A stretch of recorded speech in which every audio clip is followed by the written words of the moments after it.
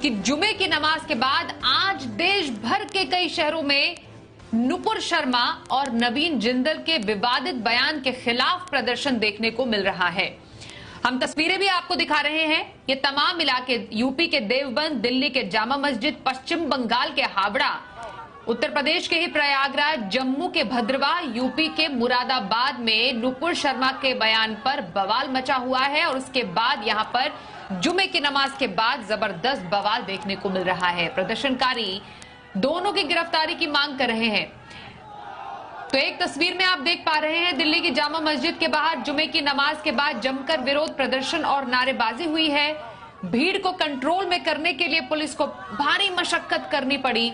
वहीं प्रयागराज की तस्वीरें भी देखिए, जहां पर प्रदर्शन के दौरान पुलिस पर पत्थरबाजी तक की गई है और इसी दौरान भीड़ ने एडीजी की गाड़ी पर भी पथराव किया है, जिसमें पत्थर लगने से एडीजी के गनर जख्मी हो गए हैं। वहीं हावड़ा की तस्वीर में आप देख पा रहे हैं, प्रदर्शनकारियों ने यहां पर भी पुलिस पर पथराव किया है। इसके अलावा जैसा तस्वीरों में हमने आपको दिखाया, देवबंद, लखनऊ, मुरादाबाद, तीनों ही शहर उत्तर प्रदेश के, जहां पर जमकर विरोध प्रदर्शन हुआ है,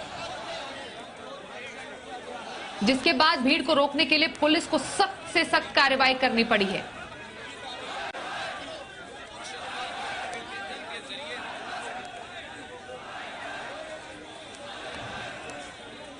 तो नुपुर शर्मा के बयान के बाद बवाल मचा और उसके बाद नवीन जिंदल के विवादित बयान के खिलाफ भी ये जुमे की नमाज के बाद जमकर हम हंगामेबाजी देख रहे हैं। और सिर्फ दिल्ली का जामा मस्जिद ही नहीं, उत्तर प्रदेश के कई शहरों में प्रदर्शन देखने को मिल रहा है। यहां तक कि प्रदर्शन की जो आग है वो पश्चिम बंगाल तक पहुंच गई। वहां पर भी हावड़ा में जमकर प्रदर्शन किया गया। ये तस्वीरें आप देखिए, हजारों की संख्या में लोग यहां पर इकट्ठा हुए और जामा मस्जिद परिसर में प्रदर्शन किया गया।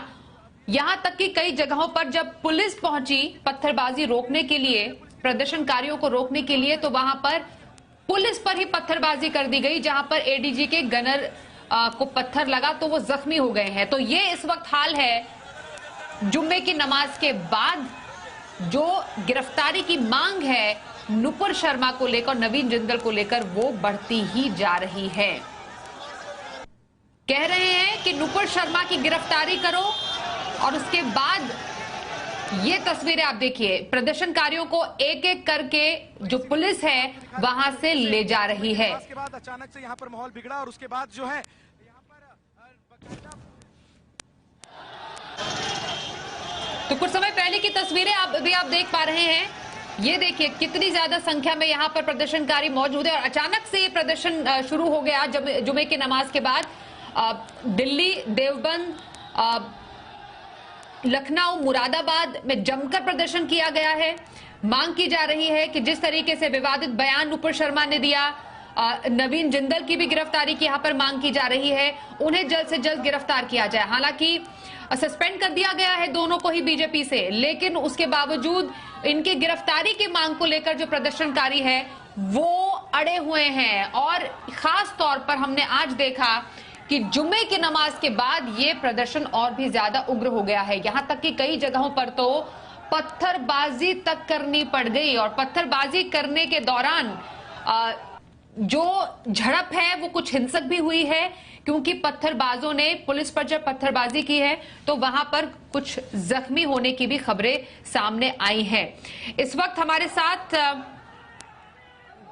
लखनऊ से शुभम पांडे हमारे सहयोगी है, उनसे समझते हैं लखनऊ की क्या तस्वीरें भी आपको देख पा रही है। शुभम, जरा बताइए वहां पर अभी स्थिति क्या है प्रदर्शन की? देखिए, राजधानी लखनऊ में टेले वाली मस्जिद पर बीते शुक्रवार को जिस हिसाब से टेले वाली मस्जिद की, क्योंकि राजधानी लखनऊ में टेले वाली मस्जिद को लेकर के याचिका डाली गई थी, उस दौरान भी भारी पुलिस बल तैनात था। तो ऐसे में जो कानपुर में घटना हुई जुम्मे वाली नमाज के बाद बीते हफ्ते, तो उसी के मद्देनजर उत्तर प्रदेश के मुख्यमंत्री योगी आदित्यनाथ की तरफ से इसको लेकर के अलर्ट जारी किया गया था कि जुम्मे की नमाज के बाद किसी भी तरह से कानून व्यवस्था न बिगड़े। लिहाजा उत्तर प्रदेश की उन तमाम मस्जिदों के बाहर सुरक्षा व्यवस्था बढ़ाई गई थी। राजधानी लखनऊ की टेले वाली मस्जिद पर लगभग 11 बजे कई पीएसी के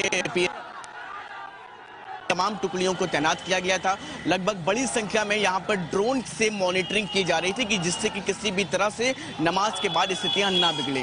हालांकि जब 1:30 बजे के आसपास नमाज अदा हुई, तमाम नमाजी सैकड़ों की संख्या में बाहर निकले। शांतिपूर्ण ढंग से यहाँ पर पुलिस की मौजूदगी में पुलिस के तमाम वरिष्ठ अधिकारी, मजिस्ट्रेट, डीएम, तमाम वो वरिष्ठ अधिकारी मौजूद रहे। उन सभी अधिकारियों की मौजूदगी में ये पूरा नमाज अदा की गई और शांतिपूर्ण ढंग से यहाँ पर पूरी प्रक्रिया को निपटाया गया। जी चलिए, तो लखनऊ की ताजा जानकारी हमने ली है हमारे सहयोगी से। अभिषेक दुबे का रुख कर लेते हैं। दिल्ली के जामा मस्जिद से हमारे पास ये खबर पहुंचा रहे हैं। अभिषेक, वहां पर अभी स्थिति क्या है? कुछ समय पहले जो हमने तस्वीरें देखी वो तो काफी ज्यादा उग्र थी, लेकिन अभी स्थिति क्या है?